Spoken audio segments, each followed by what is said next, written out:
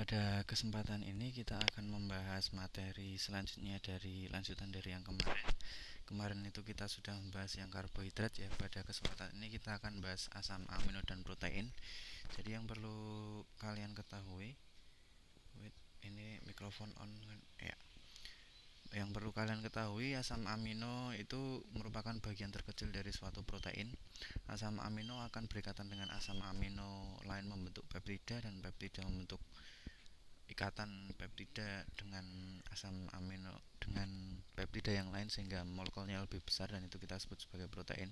Jadi bisa dibilang asam amino merupakan bagian terkecil dari protein begitu ya. Terus kemudian apabila kita telah molekulnya, jadi asam amino merupakan suatu senyawa karboksilat. Jadi dia punya gugus fungsi karboksilat yang mempunyai gugus amina. Jadi di dalamnya itu dia mengikat gugus amino atau NH2 di situ. Nah, kemudian gugus amina pada asam amino yang banyak ditemukan terdapat pada atom C alfa, sehingga disebut juga sebagai asam alfa amino. Tapi ini nanti lebih ke penamaan IUPAC ya. Tapi kalau di khusus asam amino sendiri kita itu lebih sering, lebih umum menggunakan nama umumnya. Nama IUPAC-nya nanti jarang digunakan. Nah, namanya seperti apa nanti kita bahas. Tata nama asam amino secara umum disebut sebagai asam N-amino alkanoat, di mana N-nya itu menunjukkan letak gugus aminanya. Angka ini dapat diganti dengan alfa, beta, dan seterusnya. Nah, kalau biasanya menggunakan angka, tapi kalau mau menggunakan alfa, beta juga tidak apa-apa. Nah, di sini adalah struktur umumnya. Jadi di sini ada gugus aminonya, terus di sini ada gugus karboksilnya, terus kemudian ada R rantai samping. Nah, kalau secara umum strukturnya itu seperti itu. Nah, jadi ada NH2, ada COH, dan di tengahnya ada C dengan rantai samping. Nah, kalau secara umum asam amino itu hampir semuanya bentuknya seperti ini. Nah, nanti yang membedakan itu cuma rantai sampingnya. Ketika rantai sampingnya beda, nanti namanya juga berbeda. Sebagai contoh, nih. Di sini ada ini berapa ya? Saya tadi lupa ngitung. Di sini ada klasifikasi. Kalau ini klasifikasi gugus samping enggak apa-apa, tapi yang ingin saya ini sebenarnya bukan tabel yang tepat untuk pengenalan, tapi yang ingin saya tunjukkan adalah beberapa nama asam amino. Ada glisin, alanin, valin, leusin, dan seterusnya sampai metionin. Nah, mereka itu struktur utamanya sama, yaitu di samping itu ada NH2, ini C, ini H, ini ada C, O, OH, terus di sini ada rantai samping. Nah, ini rantai samping ini yang masuk di sini. Jadi mereka cuma perbedaannya itu ada di rantai samping. Ada yang rantai sampingnya H, ada yang CH3, ada yang CH3 dua kali, dan seterusnya sampai ada yang kompleks menggunakan rantai benzena juga. Nah, itu mereka perbedaannya di rantai samping. Nah, jadi kalau di sini ini tidak digambar ya. Nah, ini juga sama. Yaitu misal ada nama umumnya alanin. Alanin itu punya lambang ALA, ALA. Sama yang di sini juga ada lambangnya. GLY, ALA, VAL, LEU, ILE, isoleusin jadi ILE. Ada P, TRP, dan seterusnya. Tuh, ada singkatannya. Jadi memang kalau yang di asam amino ini yang lebih sering dipakai itu yang ini, nama umumnya, terus ada lambangnya. Lambangnya itu untuk apa? Jadi kalau di rantai protein, jadi protein itu terdiri dari asam amino yang panjang, dan itu macam-macam. Macam-macamnya gimana? Jadi dalam satu rantai itu bisa terdiri dari berbagai jenis asam amino. Contoh, misal contohnya saja ada, untuk mempermudah biasanya ditulis misal gli, terus kemudian ada ile, ada GLU, ada GLN, ada CYS. Nah, ini merupakan suatu rantai asam amino, dan ini masih panjang lagi ke bawah, masih banyak. Ini cuma seperempatnya, ke bawahnya itu masih ada lebih banyak lagi. Nah, jadi untuk mempermudah penggambarannya dalam suatu molekul yang lebih lebih simpel, jadi disingkat seperti itu. Kalau kita gambar molekulnya glisin sendiri, ini sendiri semua, nanti terlalu panjang, jadi ada penyingkatan pelambangan seperti itu. Terus di sini ada tipe-tipenya ya, ada sampai, kalau tidak salah itu ada 20. Hitung dulu, 1 2 3 4 5 6 7 8 9 10 1 2 3 4 5 6 7 8 9 10, bener 20. Nah, ini kalau ada nama umumnya asam 2 amino propanoat, asam 2 amino 5 guadino pentanoat, dan seterusnya. Saya tidak akan menyoroti yang nama IUPAC karena kita lebih ke nama umumnya nanti. Nah, berdasarkan nilai nutrisinya, asam amino itu dikelompokkan menjadi dua, yaitu ada asam amino esensial dan asam amino non esensial. Jadi kurang lebih itu protein ada 20 jenis asam amino.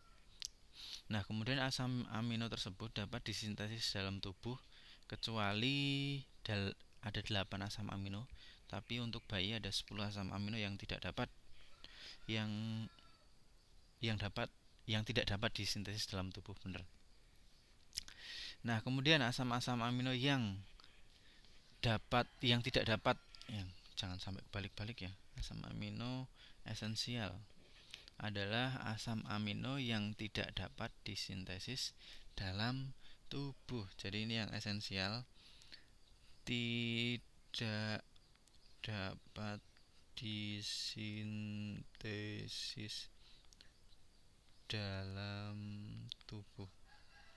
Jadi kalau tidak dapat disintesis dalam tubuh, jadi kita harus mendapatkannya dari nutrisi atau asupan dari luar. Sedangkan asam amino yang dapat disintesis dalam tubuh itu kita sebut sebagai asam amino non esensial. Yang ini dapat disintesis dalam tubuh. Jadi kayak gitu ya. Jadi perbedaannya berdasarkan asalnya itu ada yang asam amino esensial dan asam amino non esensial. Nah, adapun kalau asam amino esensial itu jumlahnya ada 10 dan itu sudah disebutkan dalam yang di blok kuning itu. Nah, terus kemudian di sini ada informasi tambahan terkait asam amino esensial. Jadi kalau esensial itu kan kita mendapatkannya dari nutrisi, dari luar gitu ya, dari makanan. Nah, tadi kan asam amino esensial itu ada 10. Nah, kalau sebagian besar protein nabati, jadi protein nabati itu yang berasal dari tumbuhan, tidak mengandung satu atau lebih asam amino esensial. Maksudnya, misal ada protein beras, dia tidak mengandung lisin dan treonin, jadi ada 2 asam amino esensial yang tidak terdapat di situ. Kalau yang gandum ada 2 juga, yaitu lisin dan triptofan. Jadi intinya kalau nabati itu ada satu atau lebih asam amino esensial yang tidak terdapat di situ dari ke-10-nya. Nah, sedangkan kalau protein hewani itu mengandung seluruh asam amino dalam jumlah yang cukup memadai. Jadi kalau yang protein hewani itu lebih komplit, kurang lebih seperti itu. Jadi kalau kalian di bidang gizi ya, jadi kalian memang harus memenuhi asam esensial ini. Nah, jadi kalau kalian hanya merupakan seorang yang istilahnya yang tidak makan produk hewani itu, saya lupa, yang tidak makan produk hewani itu, kalian harus pintar-pintar memilih sumber protein sehingga protein esensial yang dibutuhkan tubuh itu dapat terpenuhi. Kurang lebih tubuh kita memerlukan sekitar 0,8 gram protein per kilogram berat badan. Jadi semakin besar berat badan, kebutuhan protein juga semakin tinggi. Apabila kekurangan protein dapat menyebabkan itu keterbelakangan fisik maupun mental. Kurang lebih seperti itu. Nah, kemudian di sini kita akan bahas sedikit tentang Ini berapa menit sudah? 10 menit. Udah lama ya. Ini recording enggak ya? Oh, masih recording, keep. Nah, jadi kemudian kita akan bahas sifat-sifat asam amino sedikit. Yang pertama itu asam amino dapat membentuk ion Zwitter. Ion Zwitter yang dimaksud itu seperti apa?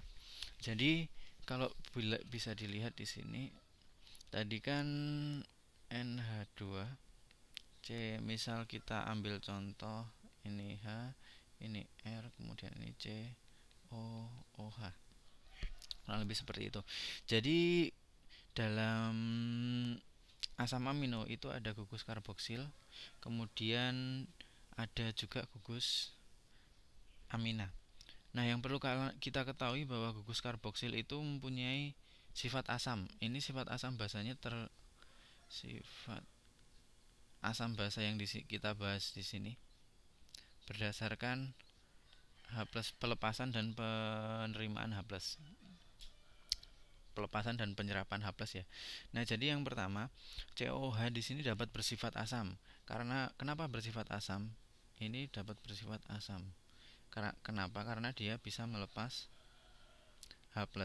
Jadi H yang menempel di COH itu bisa lepas. Nah, dia bersifat asam karena dia dapat melepas H+. Sedangkan gugus NH2 itu bersifat basa karena dia bisa menangkap H+. Oleh karena itu, molekul asam amino dapat mengalami reaksi asam basa intramolekuler, yaitu membentuk suatu ion dipolar yang disebut ion Zwitter. Jadi dia bisa membentuk ion Zwitter. Jadi terjadi reaksi intramolekuler, H+ dalam COH itu lepas, kemudian dia akan ditangkap oleh NH3. Jadi H3N+. Ini sama aja ya, NH3. Intinya saya pengen menunjukkan bahwa ini yang diikat tuh N bukan H. Jadi H-nya saya tulis di depan. Kemudian C, di sini ada H, di sini ada R, C, O, men. Karena tadi melepas. Nah, ini adalah yang disebut sebagai ion Zwitter. Ketika terjadi reaksi intramolekuler, asam basa intramolekuler, dan dia membentuk suatu ion Zwitter. Ini yang disebut ion Zwitter. Kurang lebih seperti itu. Nanti ini bisa kalian screenshot untuk informasi tambahan. Nah, terus selain itu, ini langsung kita masuk ke informasi kedua. Yang kedua nanti. Jadi karena di dalam asam amino itu mempunyai gugus asam dan gugus basa, yaitu COH dan amina tadi. Jadi asam amino itu bisa kita sebut dia bersifat amfoter. Dia nih, ini udah kita cukup ya, ion Zwitter sudah sampai situ. Nah, sifat yang kedua, asam amino bersifat amfoter. Jadi kenapa bersifat amfoter? Karena dia dapat bereaksi baik dengan asam maupun basa. Kok mati? Bersifat amfoter. Dia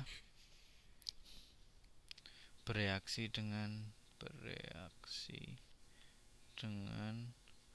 asam maupun atau basa. Jadi dia bereaksi dengan asam maupun dengan basa. Nah, jika direaksikan dengan asam amino akan menjadi suatu kation atau dia bisa bermuatan positif. Sedangkan sebaliknya jika direaksikan dengan asam, nanti dia bisa membentuk yang basa. Ini tadi tulisannya kok basa. Jika direaksikan dengan asam amino akan menjadi suatu kation. Oh, maaf, saya yang salah baca. Jika direaksikan dengan asam amino akan menjadi suatu kation, sedangkan jika direaksikan dengan basa, asam amino akan menjadi anion. Gimana kok bisa seperti itu? Nah, di sini yang bereaksi itu seperti yang saya bilang tadi, lebih ke ion. Jadi ion Zwitternya tadi ketika direaksikan dengan asam basa dia akan bereaksi akan memberikan respon. Contoh tadi kan H3N plus C, ini plus ya, H R C O O min, karena seperti ini. Ketika ditambah basa, dia akan seperti yang saya bilang tadi, ketika dia direaksikan dengan asam, dia akan membentuk suatu kation yang bermuatan positif. Kenapa kation? Karena H plus ini akan diikat oleh O min menjadi H3N plus C H R C O OH. Nah, secara keseluruhan kan ini menjadi ion positif karena di sini ada H3N NH3 plus. Jadi itu yang dimaksud. Sebaliknya, jika direaksikan dengan basa, H3N plus CHR COO min ditambah OH min. Nah, di sini ketika direaksikan seperti ini, nanti yang terjadi adalah dia akan melepaskan H2O. Kemudian intinya ada H plus, di sini ada H plus yang masuk di O min. Maaf, ada pengeluaran. Cek. Nah, di sini ternyata reaksinya di sini itu dari saya revisi ya yang saya bilang tadi. Jadi intinya dari reaksi di sini, ion Zwitter di sini akan melepaskan H+ yang ada di H2NH3+, itu akan diikat oleh OH- dan nanti akan menghasilkan H2O. Di sini ke sini. Jadi saya salah lihat file. Nah, di sini jadinya di sini ada NH2 terus CHRCOOH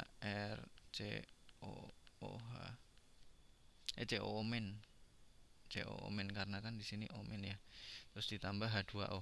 Intinya H+ yang ada di sini diikat oleh OH- sehingga dia menghasilkan H2O dan nanti endingnya adalah ionnya membentuk ion negatif. Itu yang menyebabkan dia bersifat amfoter. Dia bisa bereaksi dengan asam maupun dengan basa. Kurang lebih seperti itu.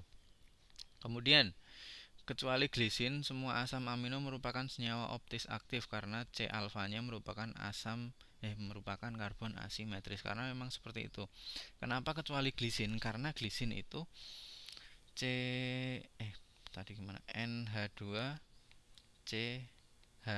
Nah, R ini kan R C O O H. R ya. Nah, kalau glisin itu R-nya itu cuma H. NH2 CH, ini H juga COOH.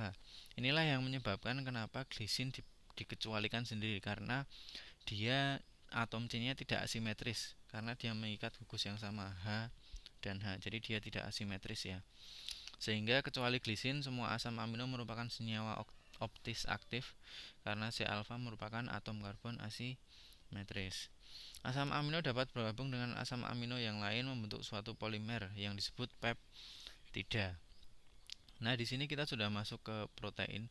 Nah, ini merupakan jembatan ya, informasi jembatan yang itu menghubungkan kita ke protein. Jadi seperti yang perlu kalian ketahui bahwa protein itu terbentuk dari asam amino, kemudian proses pembentukannya itu namanya polimerisasi, kondensasi. Jadi melalui proses itu, kondensasi. Jadi ceritanya kalau seperti yang mungkin kayak yang di karbohidrat kemarin, jadi ketika itu prosesnya kondensasi itu biasanya melepas molekul H2O ya biasanya. Jadi dua molekul asam amino dapat berikatan dan nanti melepaskan air. Nah, mungkin di sini akan saya gambarkan sedikit tentang proses reaksinya. Misal di sini ada langsung ditulis semua aja. NH, ini kan NH2. Terus kemudian CH, di sini ada R, di sini ada COOH. Dia akan berikatan dengan HNH.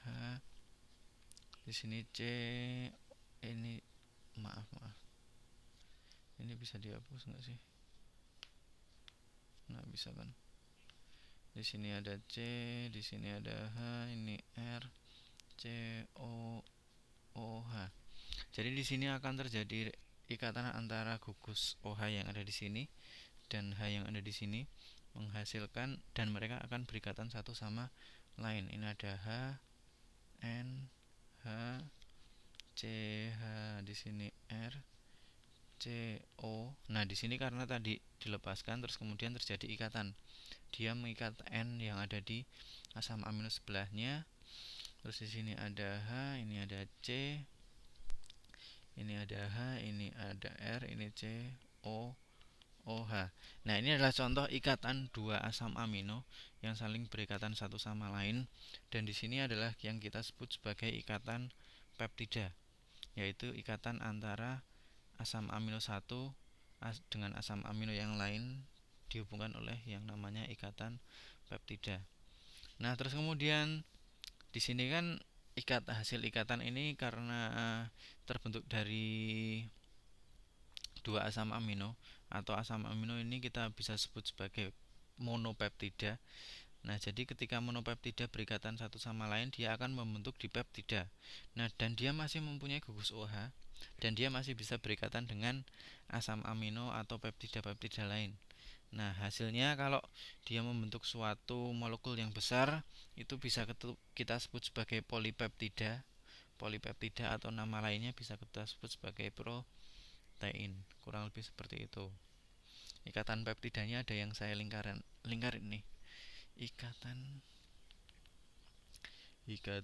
peptida, kurang lebih seperti itu. Nah, rangkaian yang terdiri dari 10 atau lebih asam amino disebut polipeptida. Rangkaian tersebut dikatakan protein jika massa molekul relatifnya mencapai atau lebih dari 10.000. Saya baru baca fakta ini. Gede ternyata. Kurang lebih seperti itu. Jadi yang molekulnya besar karena R-nya itu kan nanti bisa bercabang-cabang menjadi suatu molekul yang besar. Kurang lebih seperti itu untuk pengenalan di asam amino. Dan udah 22 menit. Mungkin untuk hari ini kita cuma bisa sampai di asam amino. Protein akan kita bahas. Ternyata lama ya, saya kira itu bisa langsung selesai. Mungkin seperti itu dulu, karena kalau kalian lihat video lebih dari setengah jam itu nanti akan bosan nanti. Seperti itu dulu, nanti bisa kalau ada pertanyaan bisa kita bahas di grup. Terima kasih, sekian dari saya. Wassalamualaikum warahmatullahi wabarakatuh.